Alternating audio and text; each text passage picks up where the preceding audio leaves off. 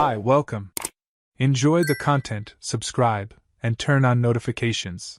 Garrett Morrison always thought he knew his wife. 5 years of marriage, countless shared dinners, late-night talks about the future, plans scribbled on napkins at cheap restaurants back when they were just two young lovers in Denver. He was 38, working as a civil engineer for a respected construction firm, and had built his life with the same precision he used to design concrete and steel structures.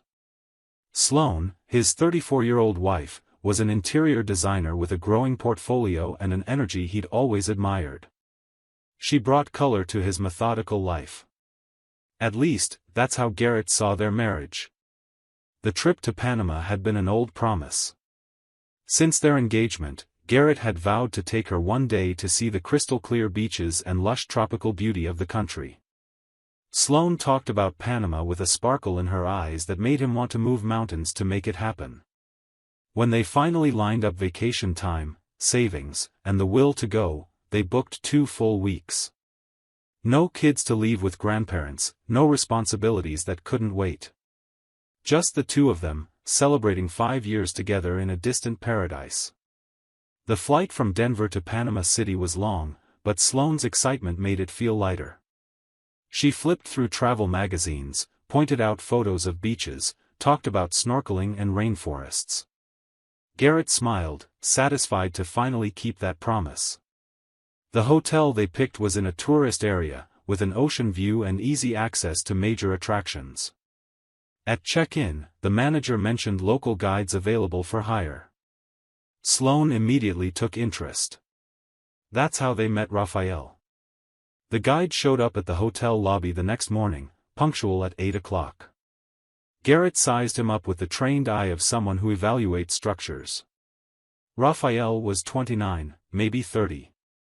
Sun-kissed skin, dark hair, an easy smile that revealed perfect white teeth. He wore a shirt that hugged muscles built from years of swimming and hiking trails.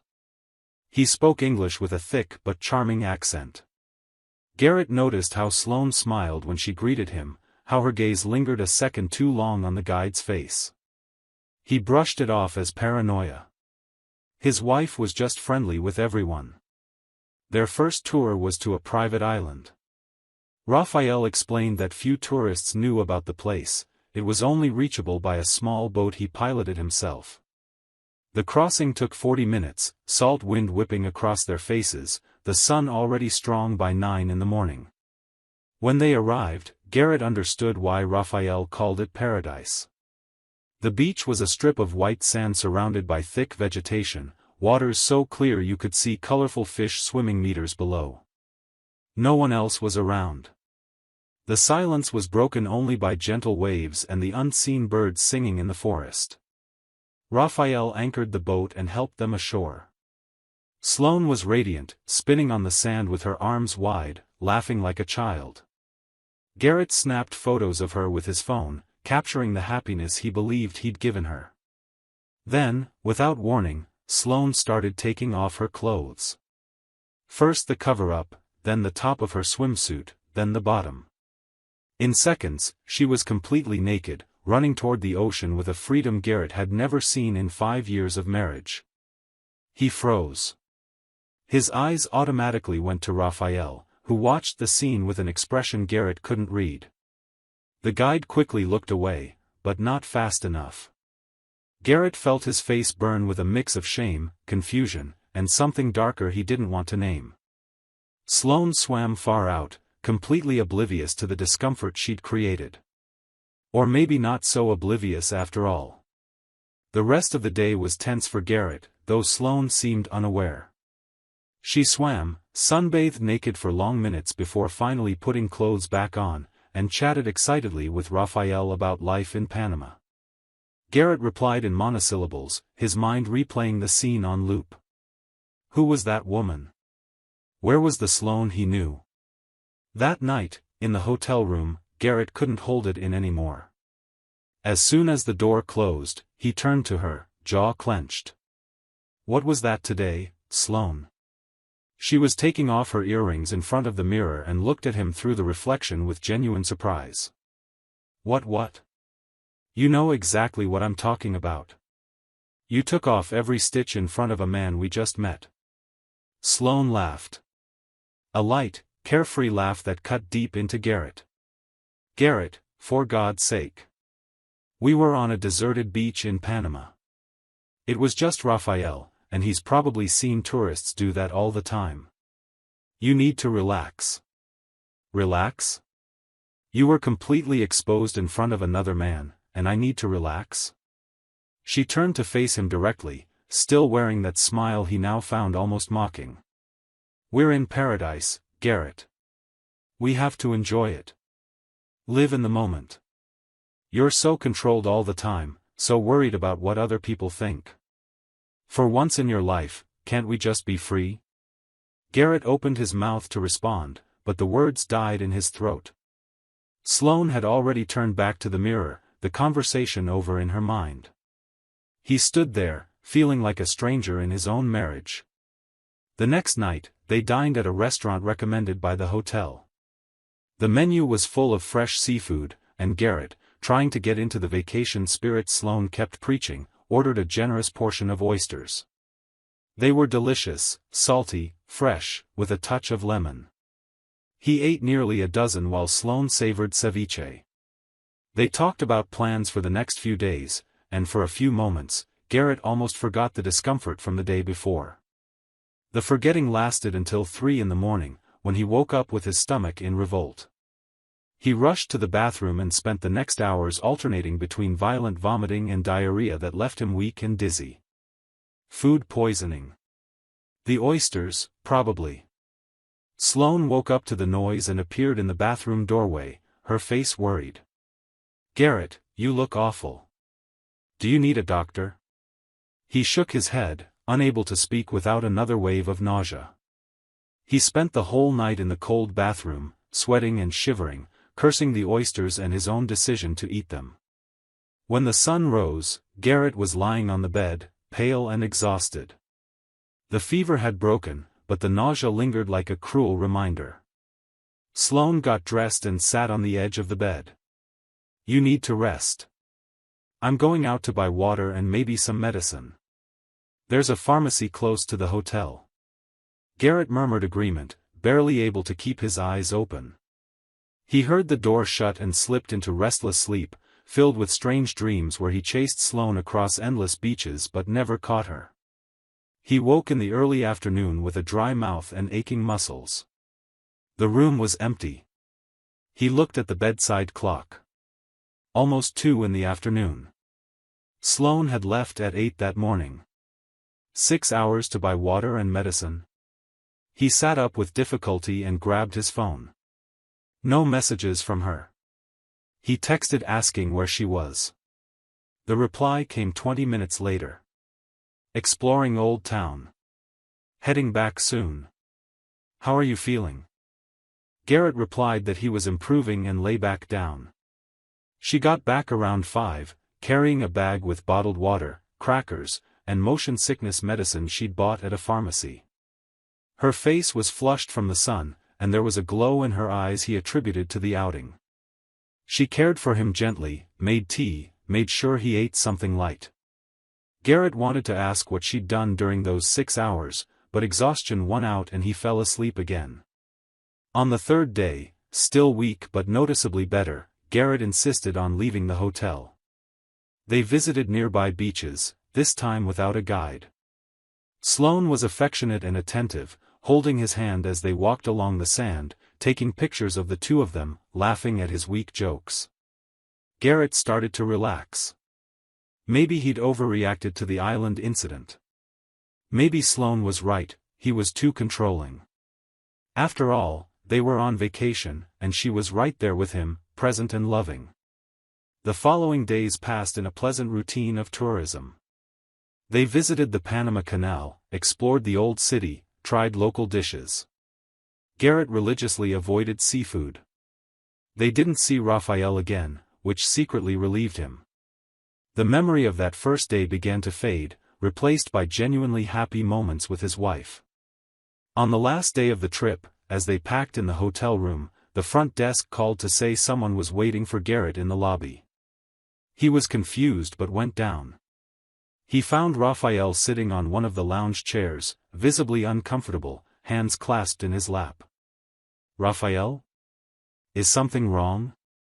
The guide stood quickly, avoiding direct eye contact.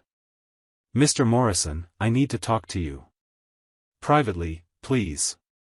Garrett felt a chill run down his spine, an instinct he didn't want to acknowledge.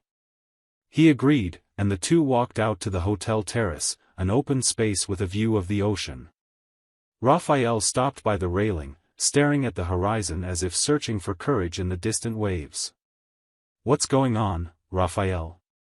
Raphael took a deep breath and finally looked at him. His eyes were heavy with guilt. Mr. Morrison, I need to be honest with you. What I'm about to say will hurt you, and I'm truly sorry. But my conscience won't let me stay silent. Garrett's heart raced, each beat thundering in his ears. Just say it. The day you were sick, your wife came looking for me. She had my number from our first tour. She called me early that morning and asked me to take her back to that island. She said you were asleep and she wanted to make the most of the day. Garrett couldn't breathe. His hands gripped the railing so hard his knuckles turned white. Go on. I took her.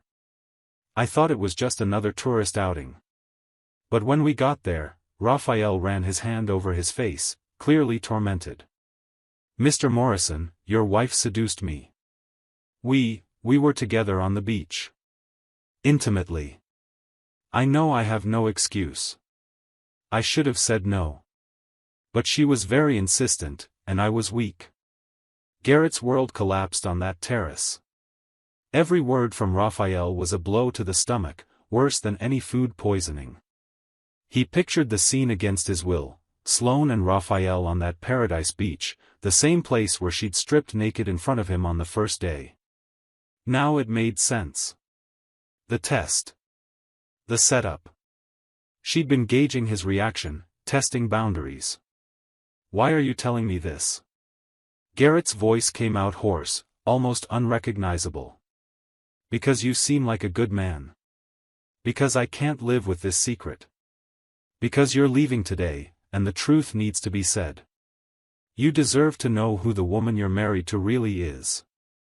Garrett stayed silent for long minutes, processing.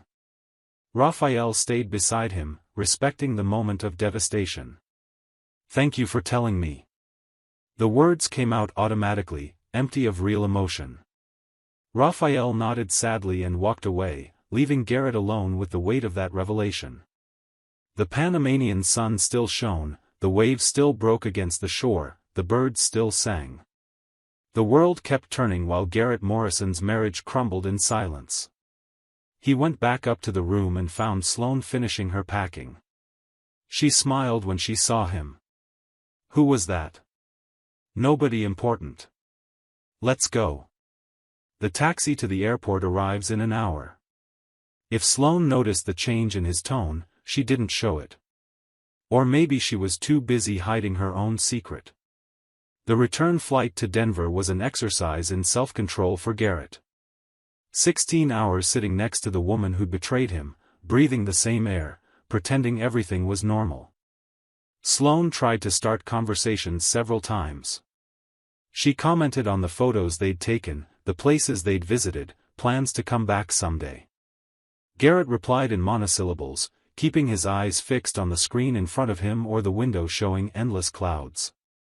Garrett, are you okay? You're so quiet. Tired.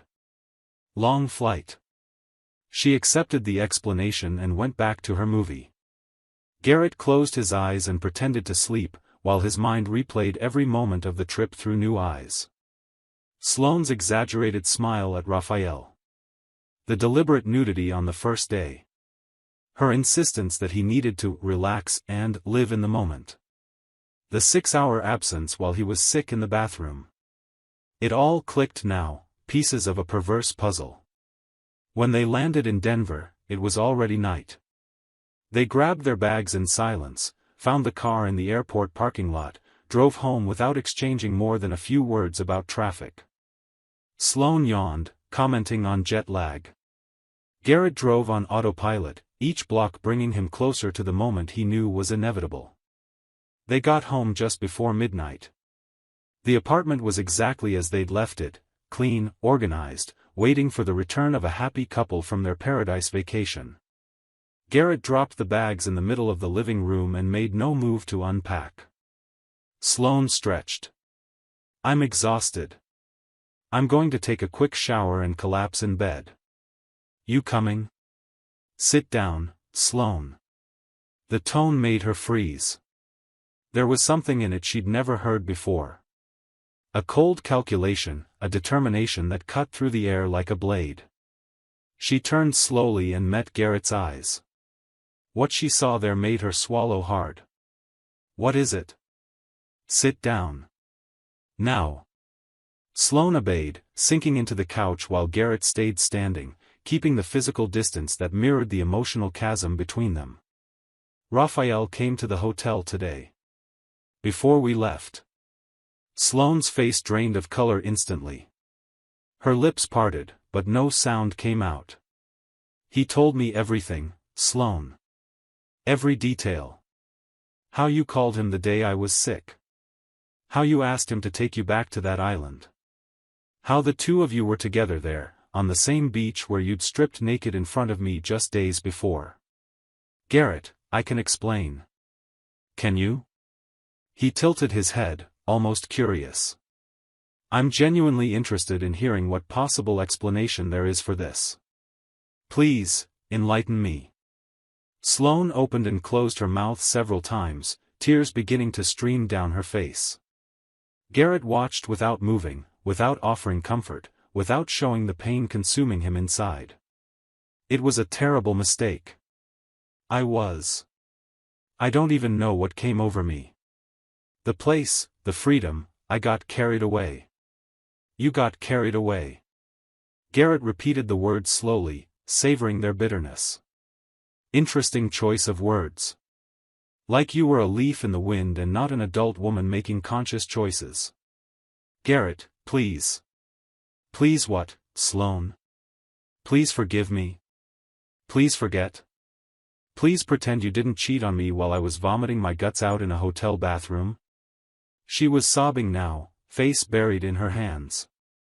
Garrett remained still, a statue of restraint. "You planned this, didn't you? The show on the first day, stripping naked in front of him. It was an invitation. A preview of what you meant to do. You wanted to see if I'd react, if I'd forbid it, so you could call me controlling and justify what you'd already decided to do. It wasn't like that." "Not? Then tell me how it was. Because from my point of view, you set up every step. And when the perfect opportunity came, when I was incapacitated, you ran to him without hesitation." Sloane lifted her tear and makeup-streaked face. "It was once. Just once. And I regretted it the moment it happened. Garrett, you're my husband. I love you." Garrett laughed. A dry laugh, devoid of humor. "Love. You say that word like it means something coming from you now. Let me tell you what love means to me, Sloane. It means when you're sick, I take care of you. It means when you're vulnerable, I protect you. It doesn't mean taking the first chance to cheat on me with a stranger on a paradise beach. What are you going to do?" The question hung between them. Garrett let it sit for long seconds before answering. "On Monday, I'm hiring a divorce lawyer. I'm looking into Colorado's laws on asset division in cases of adultery. I'm documenting everything. And I'm ending this marriage as cleanly and quickly as possible." "Garrett, no. Please, we can try couples therapy. We can get past this. 5 years, Garrett. Don't throw away 5 years because of one mistake."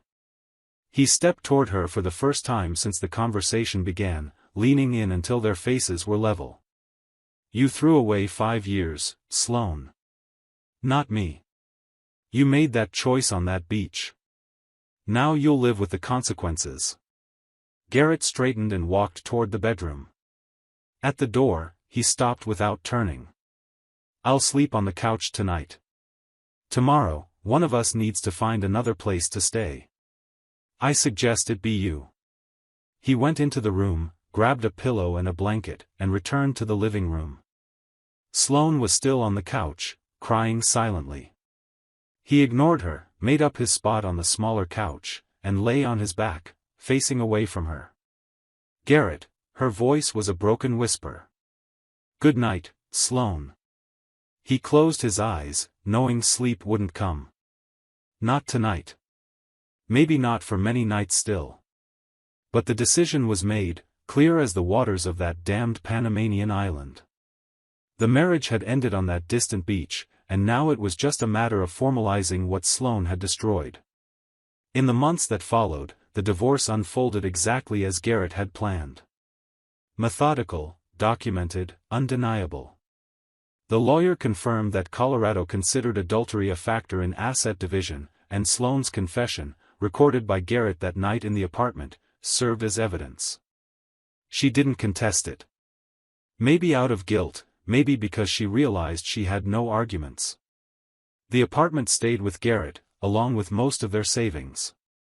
Sloane moved into a small studio on the other side of town. Raphael, Garrett learned by chance through a colleague who'd traveled to Panama months later, had quit his job as a tour guide. Apparently, the guilt had consumed him to the point he couldn't face American tourists anymore. Garrett didn't feel satisfaction from that news. He didn't feel anything, actually. 6 months after the trip, Garrett was sitting on the same couch where he'd confronted Sloane, staring at the walls she'd decorated. He needed to redecorate, he thought. Erase her traces. Start over. His phone buzzed with a message. It was a coworker inviting him to a happy hour. Garrett considered declining, as he'd done with every invite in the past few months. But something made him change his mind. He typed a reply in the affirmative and stood up to get ready. On the way to the bar, he passed a travel agency. In the window, a poster showed paradise beaches. Garrett stopped for a moment, watching the image. He didn't feel the sharp pain of the first few months.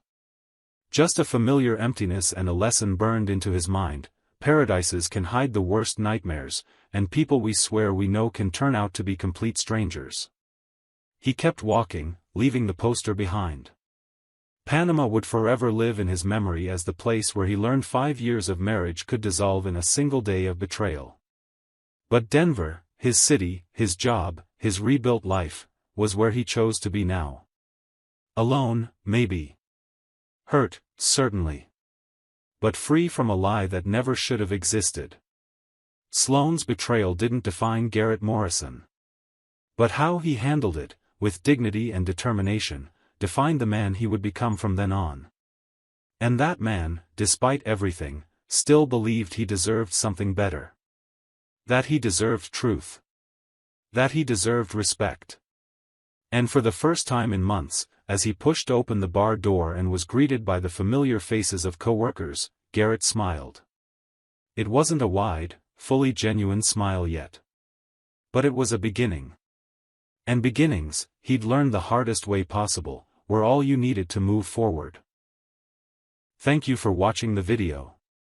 If you enjoyed it, don't forget to subscribe to the channel and turn on notifications so you won't miss any updates. See you next time.